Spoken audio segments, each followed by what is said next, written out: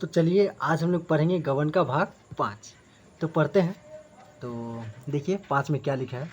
महाशय दयानाथ जितनी उमंगों से ब्याह करने गए थे उतना ही हतोत्साह होकर लौटे। दीनदयाल ने खूब दिया लेकिन वहाँ से जो कुछ मिला वह सब कुछ नाच तमाशे नेजगार में खर्च हो गया। बार बार अपनी भूल पर पछताते, क्यों दिखाए कि तमाशा में इतने रुपए खर्च किए, इसकी ज़रूरत ही क्या थी। ये सारा जो किया धरा है ये उसका, यह सब रमा का दुस्साहस है। उसी ने सारे खर्च बढ़ा बढ़ा कर मेरा दिवाला निकाल दिया।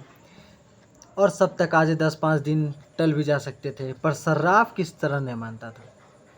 तो वो तो सोच के गए थे कि बहुत कम पैसे खर्च करेंगे दयानाथ जी, लेकिन क्या हुआ कि वहाँ से पैसे मिले लेकिन ज़्यादा रुपए खर्च हो गए। इतना ज़्यादा खर्च हुई कि अब इनके पास पैसे नहीं। वहाँ से 1000 मिला था, जैसे कि वो सोच के गए थे कि वहाँ से 1000 मिलेगा और ये 1000 रुपये जो शराब के बाकी है वो 1000 रुपये शराब को दे देंगे। शराब से टोटल 3000 रुपया बाकी था। 1000 रुपये तो नकद उन्होंने दे दिया था और वही 3-2500 बाकी थे। 2500 बाकी थे, मान लेते नहीं 2500 बाकी थे। तो 1000 रुपये उसने उस टाइम नकद में दे दिया था और 1000 रुपये बोला था कि ये जब 1000 रुपये मिलेगा वहाँ से तो अब दे दिया जाएगा और 500 रुपये दिलाता रहेगा बाद में। तो लिखा हुआ है 3000, फिर बाद में देखा जाता है कि यही है, तो थोड़ा गलती हो जाता है लिखने में। तो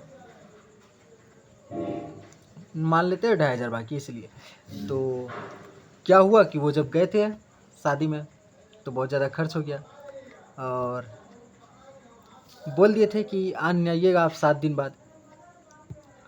शादी के 7वें दिन उससे 1000 रुपये देने का वादा किया था और सर्राफ एकदम बात का पक्का आया भी। 7वें दिन आया।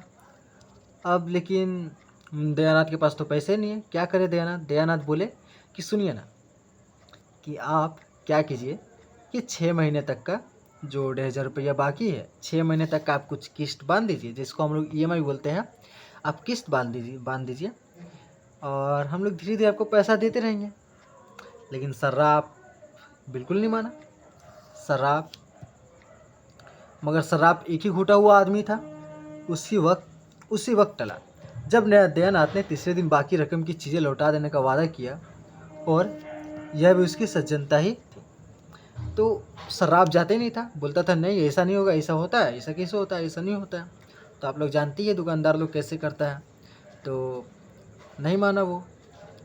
तो बाद में दयानाथ नकुर नुकुर करते करते करते करते बोले कि ठीक है, आप 3 दिन का समय दीजिए, 3 दिन बाद आपको पैसे मिल जाएंगे। तो ठीक है, 3 दिन बाद वो उस दिन चला गया शराब। तीसरा दिन फिर आ गया और अब दयानाथ के पास तो पैसे है नहीं, क्या करेगा। कुछ सूझ ही नहीं रहा था उपाय। कोई चलता हुआ आदमी शायद इतना व्यग्र न होता। हीले हवाले उन करके महाजन के 2 महीने टालता रहता। लेकिन दयानाथ इस मामले में अनाड़ी थे। तो जो बहुत पैसे लेने वाले दोस्त होते हैं, माने जो भी जिनका आदत होता है पैसे लेना, वो लोग का तो वो लोग अपना ठीक टाल देते हैं। 2 महीना तक टाल देते हैं कि बाद में आना, कल परसों करते करते जिनका आदत होता है। लेकिन दयानाथ हम लोग शुरू से ही जानते हैं कि वो कितने अच्छे आदमी हैं। उनको बिल्कुल भी ये सब करने में अच्छा नहीं लगता कि उससे उधार लिया गया है, अब उसको उधार के लिए बार बार बुलाया जाए, तो उनको एकदम अच्छा नहीं लगता है। तो क्या हुआ, आ भी गया। जागेश्वरी ने आकर कहा भोजन कब। तो तीसरा दिन चल रहा है, अब आज क्या बोलेंगे सर्राफ को।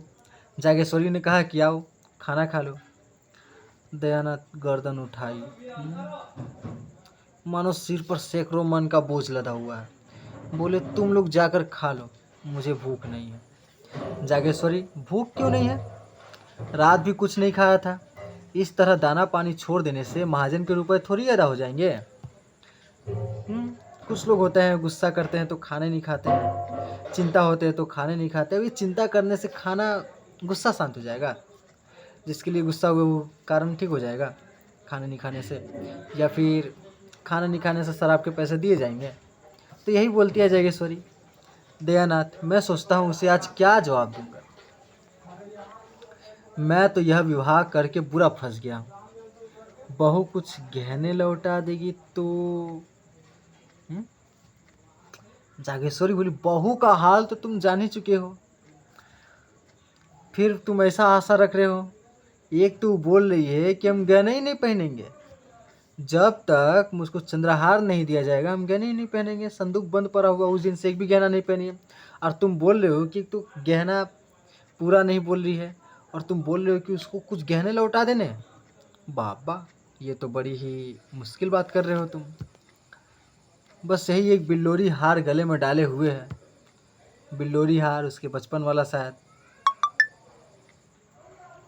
बहुएं बहुत देखी, पर ऐसी बहू नहीं देखी थी। जागेश्वरी बोलती है बहू कैसी बहू है बेचारी, खान ठीक से बात भी नहीं करती क्योंकि चंद्रहार नहीं है, एक गहना तक नहीं पहनी। इतने सारे गहना दिए थे इन्होंने, वही 2500 का गहना था, 3000 का टोटल चढ़ावा गया था, लेकिन इसको बाकी सब में कोई रुचि नहीं है, सिर्फ एक चंद्रहार नहीं किया, तो ये ऐसा कर रही है। ऐसी बहू पहली बार देखी है, जागेश्वरी का कहना यह है। फिर कितना बुरा मालूम होता है कि कल आई बहू, उससे गहने छीन लिए जाए, कितना खराब होगा।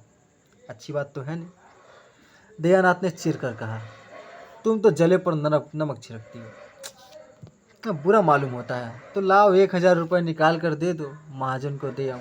देती हो? बुरा मुझे खुद मालूम होता है, लेकिन उपाय क्या है? गला कैसे छूटेगा इससे? जागेश्वरी बोलती है, बेटे का विवाह किया है कि ठट्टा? शादी ब्याह में सभी कर्ज लेते हैं, लेते ही हैं, हम लोग भी जानते हैं। तुमने कोई नई बात नहीं की। खाने पहनने के लिए कौन कर्ज लेता है? धर्मात्मा बनने के से कुछ फल मिलना चाहिए या नहीं?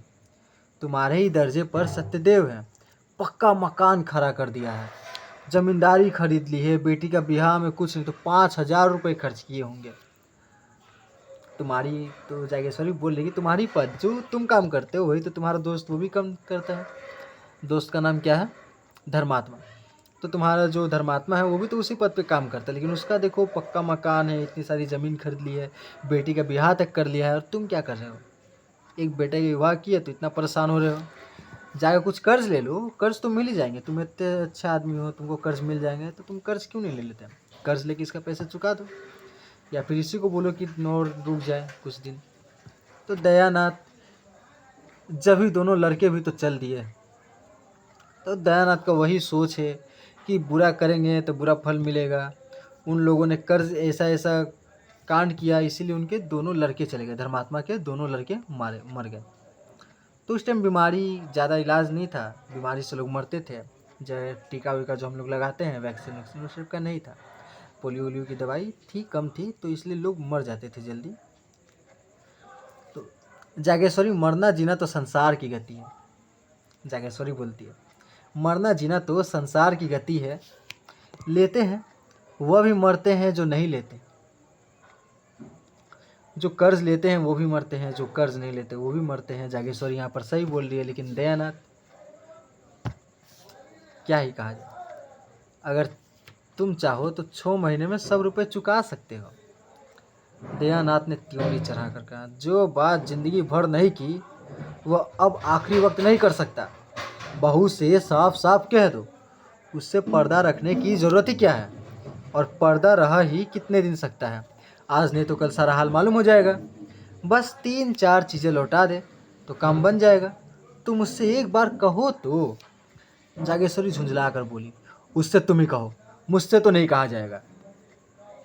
तभी रमा आ रहा था टेनिस रैकेट लिए, सफ़ेद टेनिस शर्ट था, सफ़ेद पतलून, कैनवास का जूता, गोरा रंग और सुंदर मुखाकृति पर इस पहनावे ने रईसों की शान पैदा कर दी। तो बहुत अच्छा दिख रहा था हमारा हीरो रमा। रुमाल में बेले के गजरे लिए जा रहा था, रुमाल के अंदर बांध के लेके जा रहा था। सामने मम्मी पापा है, मम्मी पापा के सामने अपनी पत्नी के लिए गजरे कैसे लेके जाए, तो रुमाल के अंदर बंद करके लेके जा रहा है। माता पिता की आंखें बचाकर वह जीने पर जाना चाहता था कि जागेश्वरी ने रोका। इन्हीं के चलते हुआ है सब कुछ, इन्हीं से कुछ सलाह ले लो। तुम नाच तमाशे में 1200-1300 रुपये उड़ा दिए, बतलाओ सर्राफ को क्या जवाब दिया जाए। बड़ी मुश्किलों से कुछ गहने लौटाने पर राजी हुआ, मगर बहू से गहने मांगे कौन? यह सब तुम्हारी करतूत है। तो वो जो सर्राफ आया था, रमानाथ ने इस आक्षेप को अपने ऊपर हटाते हुए कहा, मैंने क्या खर्च किया? और यहाँ पे रमा क्या बोलता है, तब से वो दयानाथ जी क्या बोल रहे थे कि सारा खर्च इसने किया, इस रमा ने किया, रमा के चलते इतना ज़्यादा खर्च हुआ। अब रमा के सामने ये क्या बोलते हैं, मैंने क्या खर्च किया, जो कुछ किया बाबूजी ने किया, हाँ जो कुछ मुझसे कहा गया वो मैंने किया। तो रमानाथ का कथन बोला कि मैं तो सब बाबूजी से पूछ ही कर रहा था, पापा से पूछ ही कर रहा था, पापा जो भी किया पापा जी से पूछ ही किया, पापा ने जो बोला वैसे ही किया, मैंने कुछ अलग से थोड़ी किया, खुद से थोड़ी खर्च किया, कुछ जो भी किया पापा से पूछ ही किया। तो यदि दयानाथ की इच्छा ना होती तो रमा क्या कर सकता था, जो कुछ हुआ उन्हीं की अनुमति से हुआ। रमानाथ पर इल्ज़ाम रखने से कोई समस्या हल ना हो सकती।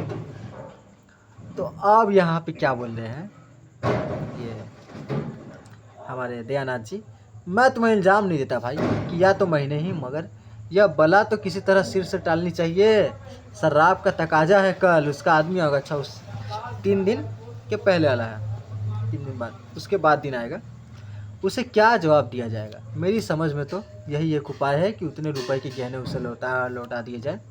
गहने लौटा देने में यह झंझट करेगा, लेकिन 10-20 रुपये ज़्यादा दे देने पर वह राज़ी हो जाएगा। तुम्हारी क्या सलाह है। रमानाथ ने शर्माते हुए कहा, मैं इस विषय में क्या सलाह दे सकता हूँ, मगर मैं इतना कह सकता हूँ कि इस प्रस्ताव को वो खुशी से तो मंजूर नहीं करेगी। अम्मा तो जानती है कि चढ़ावे में चंद्रहार नहीं जाने से उसे कितना बुरा लगा था। प्रण कर लिया कि जब तक चंद्रहार नहीं बनेगा तब तक गहना ही नहीं पहनूंगी।